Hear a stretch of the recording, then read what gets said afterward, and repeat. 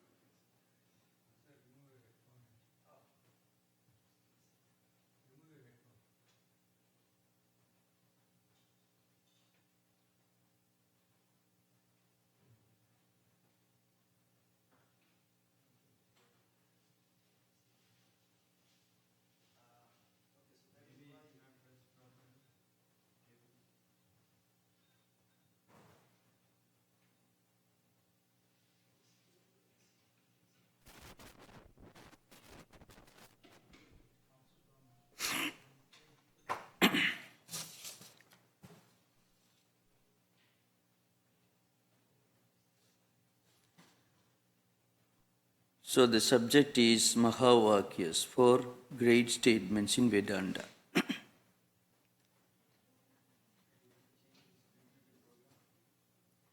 Maybe this term Mahavakya needs some introduction, especially to those who are not familiar with the Upanishadic philosophy.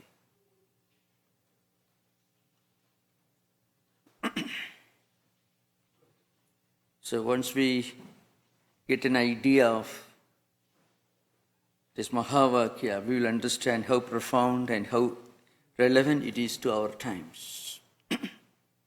Mahavakya means great statement, a great statement.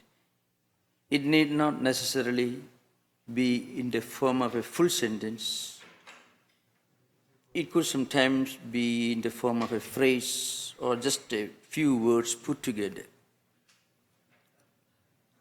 Now, most of you know the Vedanta philosophy, the Vedantic way of life, the Hindu tradition, and in fact, even the Buddhist religious tradition had their origin in the Vedas. Whatever you read in the original scriptures of Buddhism or Jainism or Sikhism or the Zoroastrian religion, as well as Hinduism and Vedanta. They're all rooted in the Vedas. The Zoroastrian tradition is just is one of the offsprings of the Vedic tradition. So also Buddhism.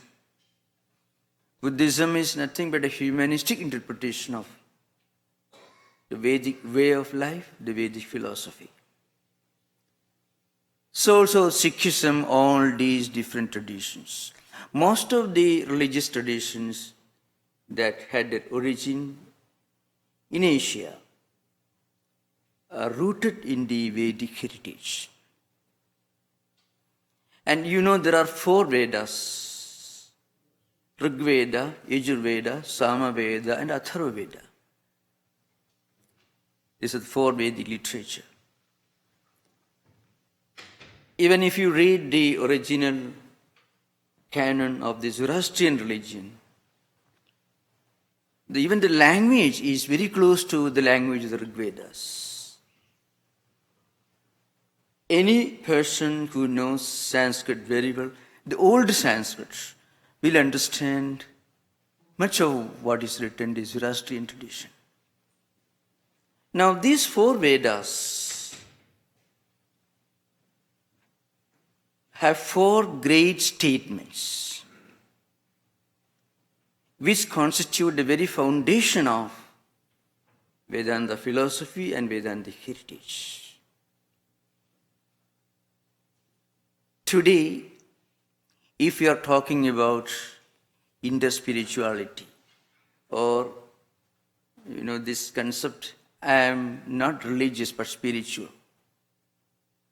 it comes from the Vedas, because the Vedas teach us that you can be spiritual, you can be universal, you can become a very good human being without the help of religion as it is understood in the conventional language.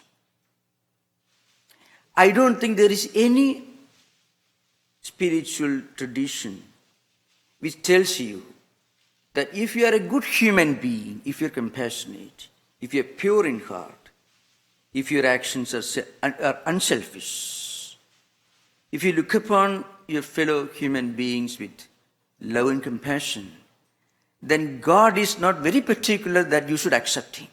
He doesn't bother. That's enough so far as He is concerned. This idea is a unique feature of Vedic tradition. As I said, there are 4 Vedas. In these 4 Vedas, there are 4 great statements. For example, in the Rig Veda, there is one great statement. It's called Prajnanam Brahma. I will come to that later. It comes in one of the Upanishads which belong to Rig Veda. It's called Aitareya Upanishad. In the Yajur Veda, there is another statement, Aham Brahmasmi. It comes in the Shukla Yajur Veda, in the Brihadaranyaka Upanishad. In the Sama Veda, there is one statement, Tattvam Asi. That's what we are going to deal with today. We will deal with other statements later. It comes in the Chandogya Upanishad.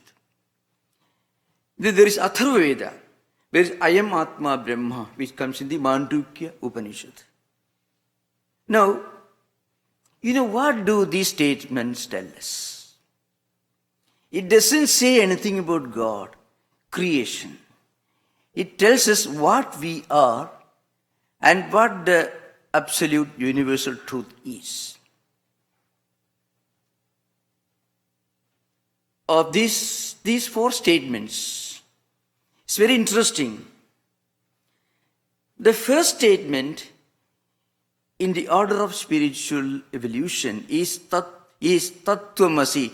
It is called Upadeshavakya, means a teacher instructs his disciple. If you read the statement with its English translation or any translation, it may not make any sense, unfortunately. But Shankaracharya has written a commentary running to several pages on this statement. Now, what does this statement mean? What is the context? So just to give a brief idea, then I will come to the subject and relevance of these statements. This itself will tell us. A young boy in ancient times, in ancient India, is getting his instruction from his father, who is also his teacher. Of course, he is not a very young person, as we will understand when we go to the text, which we will do later. The story comes, for those of you who are interested, in the 6th chapter of the Chandogya Upanishad, which is a part of the Samaveda. Now, I shall give the background, then I will come to the statement. The statement is repeated 9 times. The disciple was not deaf, hard of hearing. But the disciple had already studied, had gone through 12 years of training in the ancient Vedic canonical literature, in grammar, in philosophy, and in innumerable areas of learning. The list of the branches of learning of ancient times you will find in the Chandogya Upanishad, the 7th chapter. All the 4 Vedas, you know what all sciences are mentioned? Astronomy, astrology, mathematics, medical science. You know, your Ayurveda is ancient times. And mind you, this mathematics, this Vedic mathematics. A number of branches are mentioned. This boy, when he had already studied, but when the father asked him, did you study? Did you learn that? Did you have that learning which makes you wise? Which makes you aware of what you have learned? You know, in learning, there are 2 fundamental processes in ancient epistemology. One, you learn something, and then your own awareness of what you have learned and your own knowledge of how to make use of what you have learned. There are 2 stages in the process of learning. If you have learned something, and if you do not know you have learned, then our knowledge is of no use. So we should first of all know something, and then we should have the awareness in our mind of what we have learned. The awareness comes from a higher spiritual awareness. So the story goes like this. In ancient times, there was a hermitage. The father, his name was Uddalaka. His son's name was Shvetaketu. In fact, they appear as teacher and disciple in this particular context, in the 6th chapter of Chandogya Upanishad, which comes from the Samaveda. This father was a great Vedic scholar, a Pandit. So he was traveling all over Indian subcontinent, which at that time you should remember, today's Afghanistan, Pakistan, some of the Central Asian republics were all included in the ancient heartland of Vedic heritage, Vedic culture. So he was moving in all these places. For 12 years he was away from his home, and he was spending a few years in one Vedic hermitage teaching the students there. Then he will spend a few more years in another hermitage. Like that, he was away from his home for 12 years. Before he left his home, he had already made some arrangements for his son to go to a nearby Vedic school, Vedic hermitage, another great teacher who was supposed to teach him. But the boy had neglected his education. So after a long time, when the father returned home, he found the boy had completely neglected his education. Then the father scolds him, "Look here, you should not become a disgrace to your family. You are born as a Brahmin, you didn't study the Vedas, you neglected your education. It's a shame for you and for our family." In ancient Oriental tradition, family prestige is very important. This is a special feature of the Oriental cultures. So, and the boy was very much upset. Anyway, he was willing to go to the school. The father will not teach the student, the son, normally.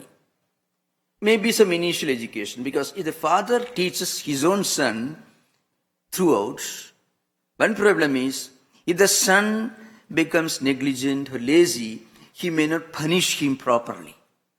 His love, his parental affection may stand between the son and his proper education. So he will send his own son to another Vedic teacher. That's a tradition. So when his father returned, he found the son had completely neglected his education. So he sent him to Vedic school. And after 12 years, the son returns. He thought, well, Swetaketu, the son had received a very good education, so he will be very polite. Education should not make us arrogant. It should make us aware of what we have learned, but that awareness should not become haughtiness or false pride. But in the case of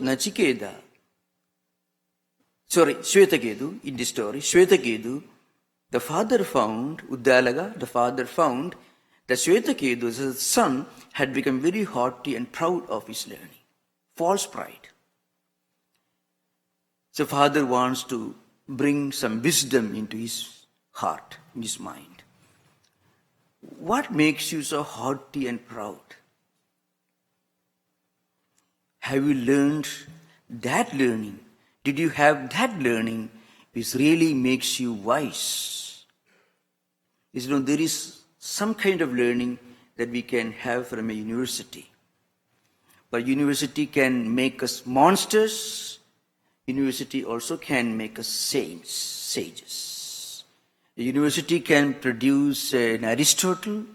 University can produce also a Hitler. Education without some internal value that trains our heart and trains our mind and creates certain attitudes in our life, which should reflect in our interaction with other people. That kind of education is not very productive, it's not very constructive, and could often be destructive. So, in the case of Swetaketu, the father had a strong suspicion that this fellow had not really learned that which makes a person wise. So he wanted to make him humble. Did you learn that? Then the son said, well, I have never heard of such a branch of learning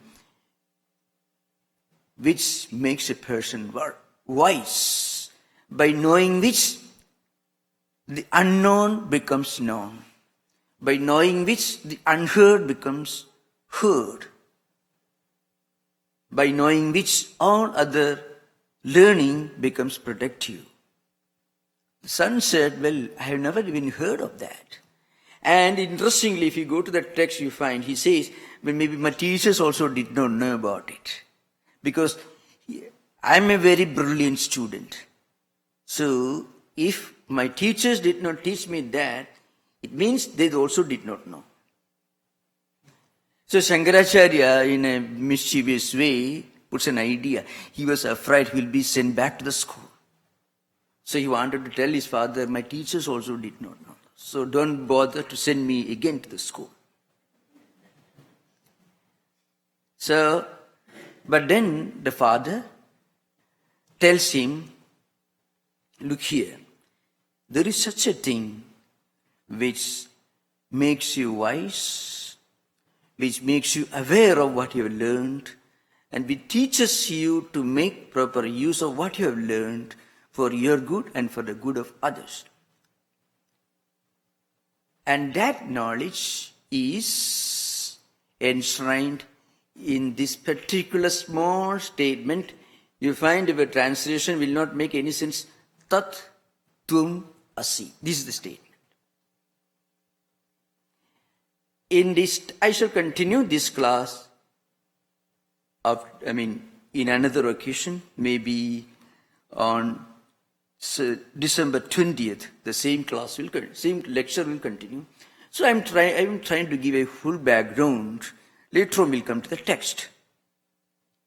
So I want to give you this example, Tat Tvam Asi. What it means is this. The literal meaning is this subtle truth, this subtle principle. This is the essence of the whole creation. It is the self of the whole creation. There is one supreme reality, the Atman, which resides in all of us, and which is the omnipresent, all-pervading reality. And it is not far away from you. It is your own inner self. Now, this is one statement. Now I shall come to the relevance of these statements, because this is going to be fairly elaborate discussion. You must have heard, if you have read Swami Vivekananda's complete works.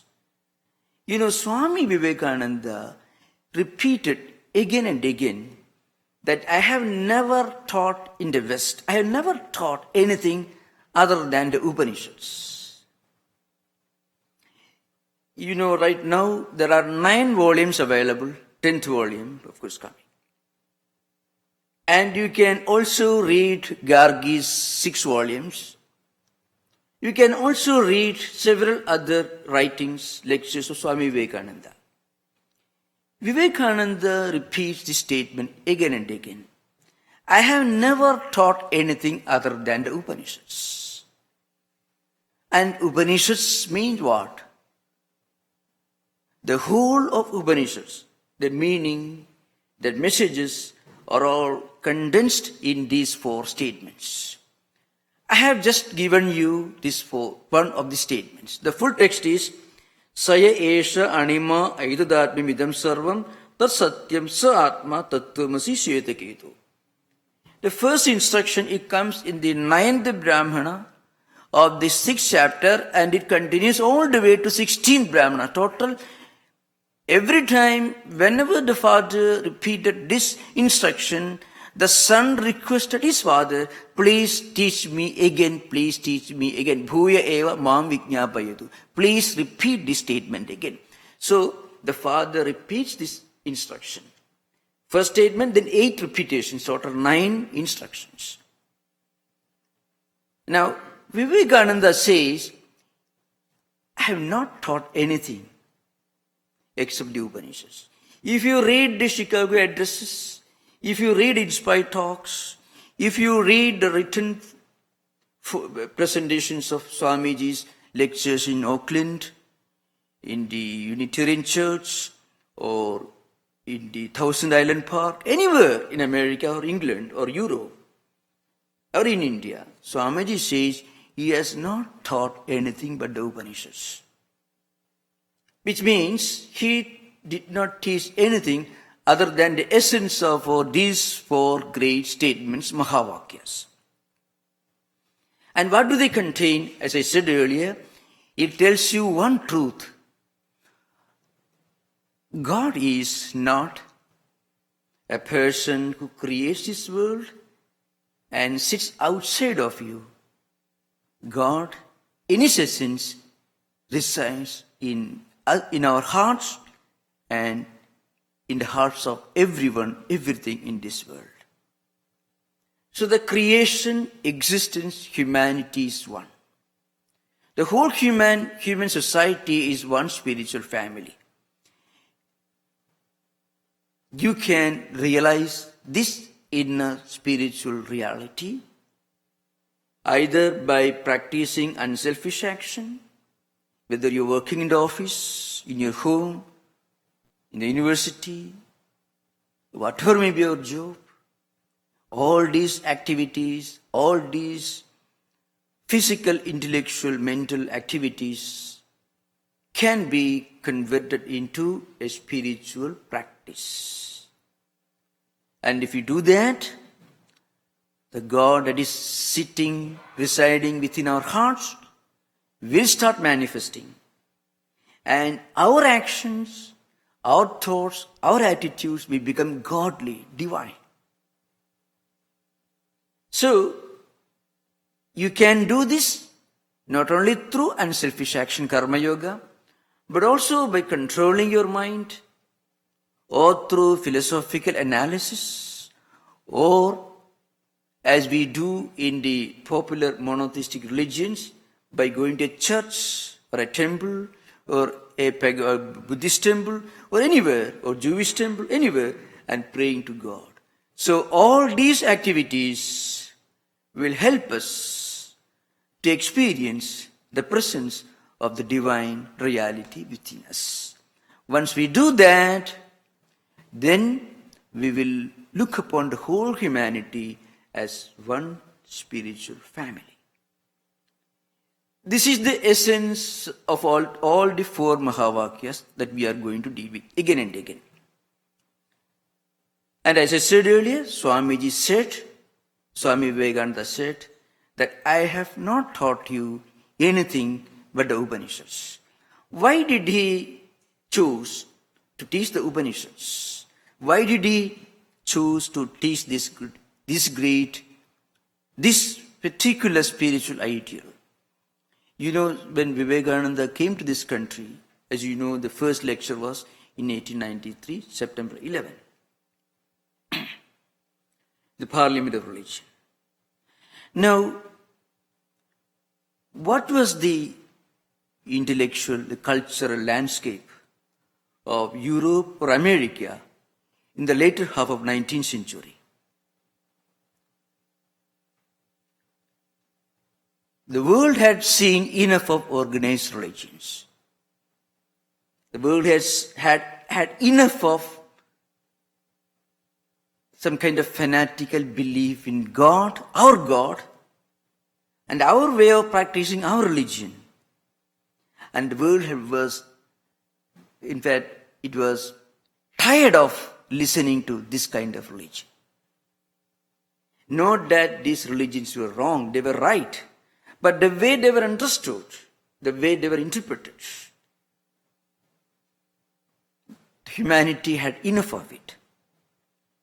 So, when Karl Marx wrote Das Kapital, and with the help of Engels, he published the Communist Manifesto, and when Darwin published his Origin of Species, and when so many scientific discoveries took place in Europe mostly, in those times, we challenged the belief systems of organized religions, which divided humanity into conflicting groups of believers and non-believers, which promised heaven to the believers and threatened with hellfire to the non-believers. People had enough of this kind of religion. Remember, religion was not at fault. Vivekananda repeats that again and again. But modern human civilization was looking for something that is universal. That did not insist that you should believe in something even if you don't have any experience. You should believe in a God whom you cannot see, with whom you can communicate only with the help of an intermediary, an institution, or a priest. So the world was looking for a new religious paradigm. And again, modern scientific discoveries and modern philosophical thought currents like positivism challenge the very foundations of organized religions. Does morality depend upon faith? Sometimes, people interpret religion as some kind of an understanding. My God is very good towards me, so I can do whatever I want. So my God will support me in whatever evil things I do. This sort of belief systems. Now, Vivekananda, when he traveled in Europe after visiting America, or during his early stage of traveling in this country, he encountered these problems. So I should tell you, according to modern historians, the cultural landscape of United States in the later decades of the last 3-4 decades of 19th century are often studied from 3 different perspectives. At the highest level was a small group of highly intellectual, extremely well-educated, somewhat Eurocentric intellectual who studied maybe Origin of Species and the European philosophical schools, and also American mystical works like the works of Emerson, Thoreau, Whitman, and others. And the Professor Wright, whom Swamiji met during his travels, and who recommended Swamiji in the highest terms, he was a professor of Greek, highly educated, evolved American intellectual, was somewhat Eurocentric. Eurocentricism was the hallmark of American intellectual culture in the later half of 19th century. Then there were other 2 groups, either the extremely conservative evangelical Christian groups and also people who were not so well educated. I'm not going to that extent. Now, Swamiji primarily had to address people who were aware of the intellectual movements emerging in Europe. So he found that what modern world, Western world, was looking for was a universal spiritual paradigm. And interestingly, he thought, if you have this paradigm, and if you read the Bible, the Sermon on the Mount, you find new gems and diamonds, new meanings, new spiritual treasure in the Bible. With this perspective, if you read any religious scripture, you will find that every religious scripture contains some universal spiritual ideas. So that's why Vivekananda said, if a person who knows Vedanta will find new meanings in the teachings of Jesus, in the teachings of Buddha, in the teachings of other teachers. So Swami Vivekananda wanted to interpret religion on the basis of the Upanishads, because the Upanishads present before us a universal spiritual paradigm. It is humanistic. So Karl Marx and Engels, these socio-economic political thinkers of 19th century, could not criticize religion as anti-humanistic. Remember, when Vivekananda traveled in India and Europe and America, Marxian thought had not become a Marxian ideology. It was one school of thought, one celebrated thought system studied in European universities. In a way, it is a continuation, the evolution of socialism, the Fabian socialism, then utopian socialism and Marxian socialism. So remember, we should always remember, when Vivekananda lived and taught and preached, he often uses the word socialism. You'll be surprised. One statement in Vivekananda, if I quote, even Marx would be proud if he could ever put such a wonderful statement. We couldn't. I am a socialist not because it's a perfect system, but because half a loaf is better than no bread. That is what Swami Vivekananda says. Pure radical humanism. Pure humanism. So, during Vivekananda's times, when you travel in Europe and America, there were many modern thinkers who criticized religion as being anti-humanistic. Swamiji wanted to say that true religion, whether true religion based on the teachings of Jesus or Buddha or Vedanta or Hinduism, true religion is not anti-humanistic. Religion interpreted by the church, or rather the institutionalized religion, may end up being anti-humanistic. But true religion is not anti-humanistic. Rather, true religion teaches a kind of universal spiritual humanism. It is humanism, but not a lopsided humanism like the capitalist or socialist or economic socialism. It is a kind of humanism. It is kind of universal humanism, and it is spiritual humanism, because it is humanistic theory built on the belief that God lives in our hearts. Not only in my heart, but in your heart also. That is the meaning of the statement, Tattwamasi. You know what Uddalaka tells his son? You are dad. He doesn't say you alone, but I also. The whole humanity, God, is that supreme universal spiritual principle. Atman. Atman is the highest understanding of the absolute reality. The inner consciousness, the divine reality. It lives within our hearts. So if you can have a humanistic philosophy based on this, it doesn't draw lines between cultures, nationalities, families, or races, or linguistic groups. It accommodates the whole humanity into one spiritual family. So he said, what the Upanishads teach is a kind of universal spiritual humanism. Again, Vivekananda said that it is not opposed to science. That is another major problem.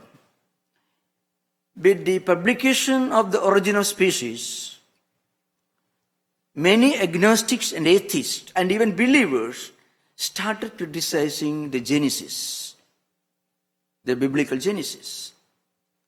And also back in India, they started criticizing some of the old conservative principles of popular monotheistic Hinduism. So organized religion started facing a big problem. So Swami Vivekananda said, religion, true religion, interpreted as universal spiritual humanism, as taught in the Upanishads, as enshrined in the great statements like Tattwamasi, is not unscientific. Because it doesn't ask you to believe in something that you don't see, that you don't experience. So he said, religion is a manifestation of divinity already in man. Religion is the experience. Religion is spirituality. So belief is not the foundation of true religion. Experience is the foundation of true religion. Science also is built upon experience. Experience of scientists who performs experiments in the laboratories. So Vivekananda said, experience is the foundation of true religion. Now, you know in the statement what the father Uddalaka tells Shvetaketu. He says, you should experience this. How do you experience this? You meditate. You think. You lead an unselfish life. You make your actions, your thoughts, your attitudes, your whole life unselfish, pure. And then you find within your heart the divine reality, divine spirit manifests. So you'll find the presence of God within you. And you also feel the presence of God everywhere. So within our heart, we realize the immanence of the Lord. And outside, you experience the omnipresence of the Lord. So that makes us better human beings. So true religion is the most sublime form of universal spiritual humanism. It is also the most scientific analysis of the subject as to what we are, who we are. So he says, this Atman, see, Saya Esha Anima Aidadabhim Idam Sarvam Tasatyam Sa Atma Tattwamasi Shetaketu. So, that subtle principle, the divine spark, it lives within us, is the essence of the whole creation, the whole universe. And that divine spirit lives within you, within all of us. It's a great statement. Now, I know that there could be many questions that could arise in our mind. When a father tells his son, you are dad, how can such a statement contain such a profound implication? See, if somebody tells you you are God or God lives in you, we will be surprised. We would rather be shocked sometimes. If you take it the literary sense. So Vedantic hermeneutics presents three types of interpretation. It's related to the hermeneutics, the science of interpreting scriptures. Perhaps I should give an idea of this to make this point clear. Because if you read a text and if you read the translation, well, the father tells the son, you are dad. And this is a wonderful statement. I don't think people will be impressed. But the statement is there. The point is this. Here in this statement, Tattwamasi, in English perhaps, that thou art. You are that. That's the meaning. What is you here? When Uddalaka addressed his son Swetaketu and he said, you here doesn't stand for that particular person in the form of his son or his disciple, Swetaketu.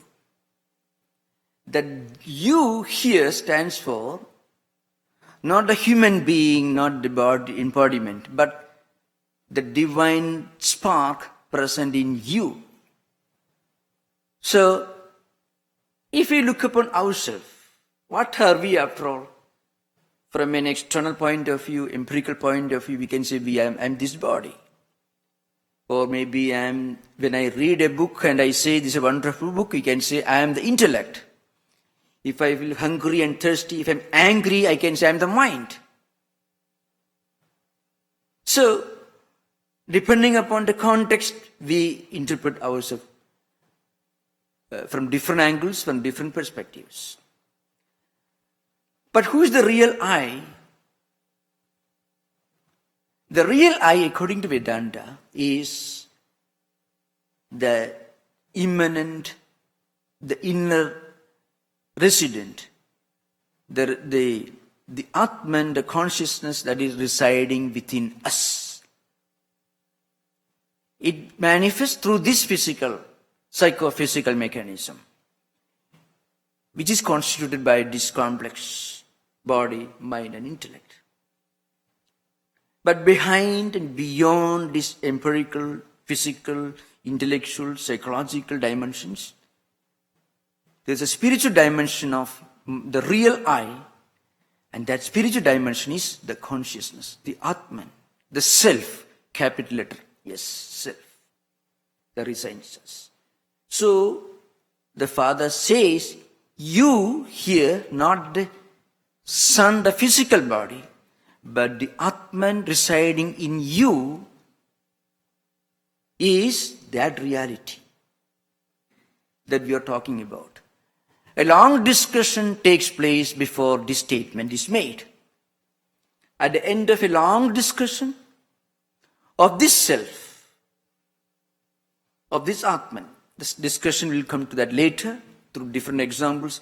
There are 8 examples, great examples, 9 repetitions of the statement in the text.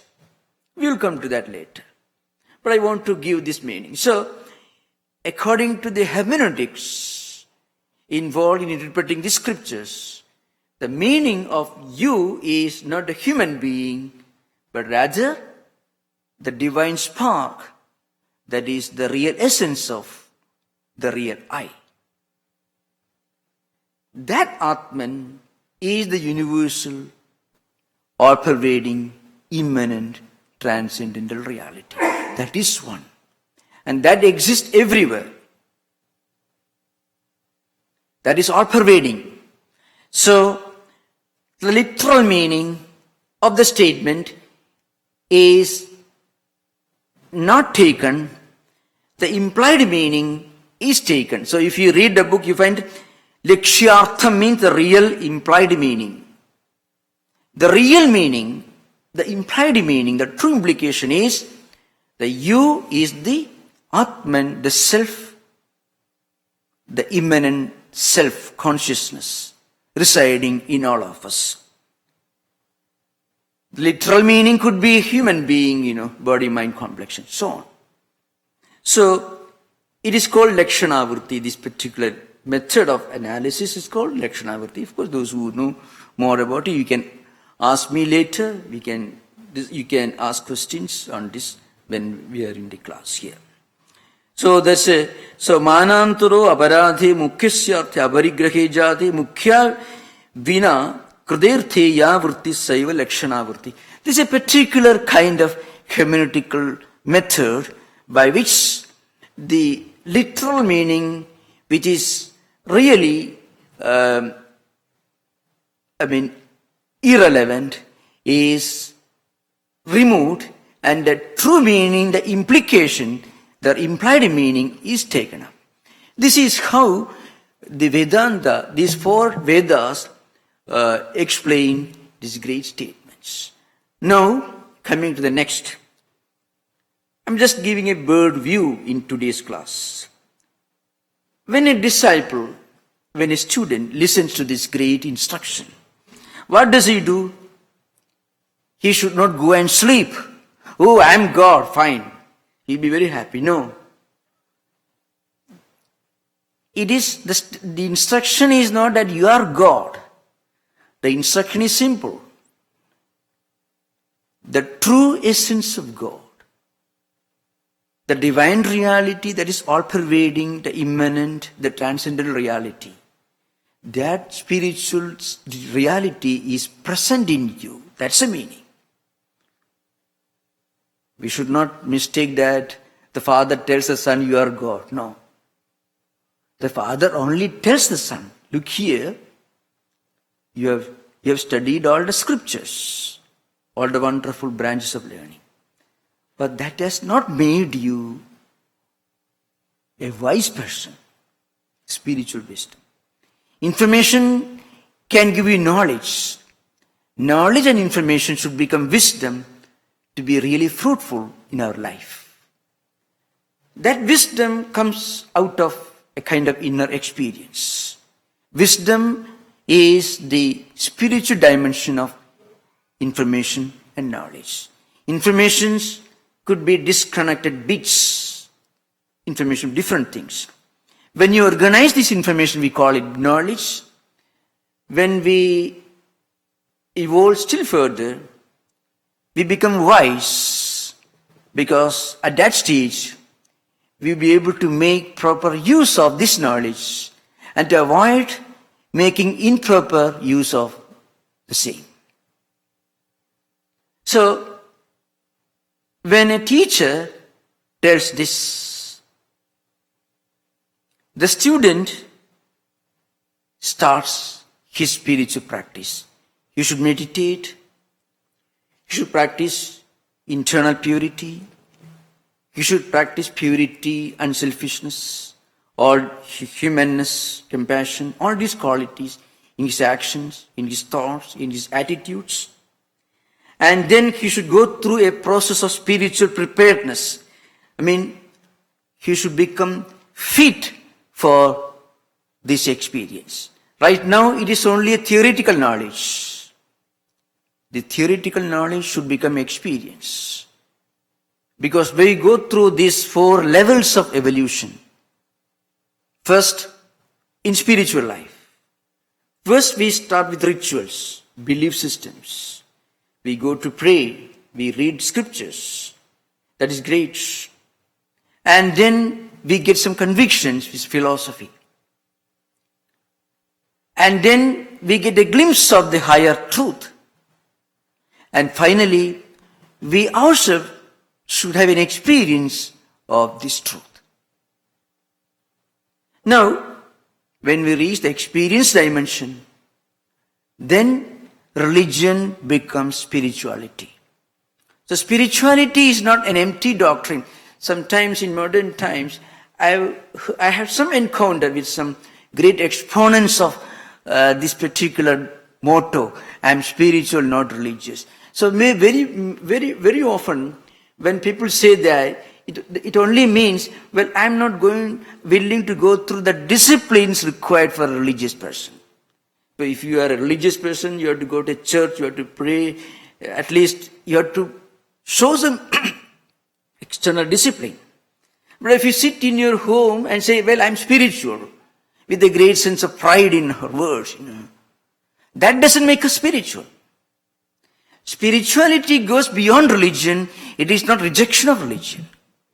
So all the internal disciplines, inner disciplines that we practice in religion, all the vows that we practice as part of internal discipline,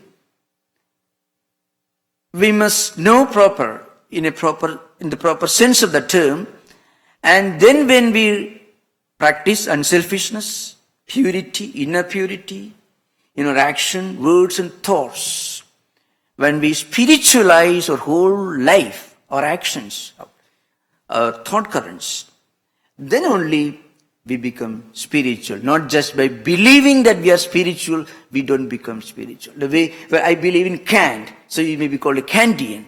I believe in the teachings of utilitarian philosophy, you may be called a utilitarian. You may believe in the teachings of, maybe in the evolution theory, you may be called an evolutionist. No. That way we cannot become spiritual. We become spiritual only when we reach the experience dimension of this instruction. So the student withdraws, then he practices, he practices this discipline, and for this practice there are two great statements which are again repeated, that is Prajnanam Brahma and Ayamatma Brahma. And at the end, at the fourth stage, when the student reaches the experience dimension of this process, he realizes, well, I am one with the whole creation. That was the experience where the Buddha, where Jesus, where Shankaracharya, where Ramakrishna Paramahamsa, Vivekananda, all the great teachers of the world, belonging to all traditions, they had this experience when they felt their complete identity and unity with the whole creation. And that experience is enshrined in the fourth Mahavakya, which is called Anubhuti Vakya, means statement of experience called Aham Brahmasmi. That comes in the Brihadaranyaka Upanishad. So these four statements constitute four stages in the evolution of spiritual life of humanity. All the great teachers, even those who belong to non-Vedic, non-Vedantic traditions, went through this stage. That is how they could sacrifice their life and everything for the good of others. So we will continue this discussion maybe on Sunday, December the 20th. We'll continue the discussion. So thank you. This is so often the word Mahavakya, when you come, is a wonderful Sanskrit term, so obscure, abstract. It may look like that. But these great statements, they correspond to four levels of spiritual evolution of humanity. Thank you. Namaskar.